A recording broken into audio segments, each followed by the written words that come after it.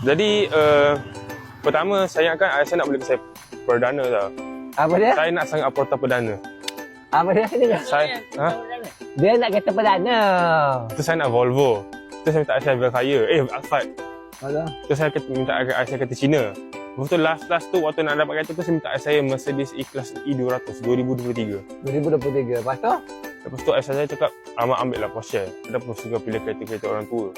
Sebab apa saya suka kereta ni? Sebab dulu saya pernah muda. So untuk age dia, rasai dan nikmati usia muda. So bila you enjoy you punya life dan you rasa satu kereta yang sport car, bila dah tu macam aku lagi pinggang dah tak mampu nak sport car dah. So enjoy lah. Amai naikkan dia punya ya. Apa dia? Amai naikkan dia punya ni. Nak naik? Okey, tunjukkan. Tunjuk. Okey, jom kita tengok kereta Mayan daripada dalam. Okey, jom nak tengok tak? Tunjuk daripada dalam. Allah. Ni area daripada dalam. Jadi, Bagi abang tengok ni abah. Bagi abang pegang. Kau kan macam Tengok ni abah.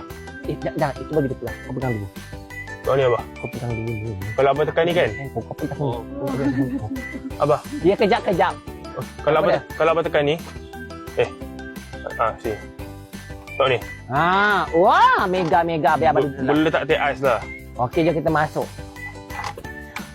Apa yang korang tanya? Bacakan komen tu.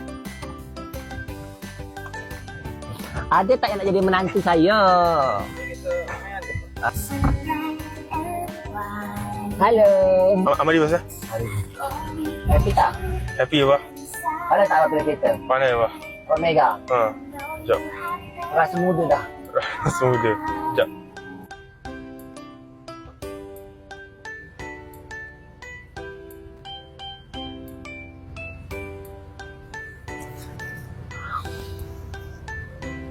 Apa pakai? Ratu berjalan. Okey.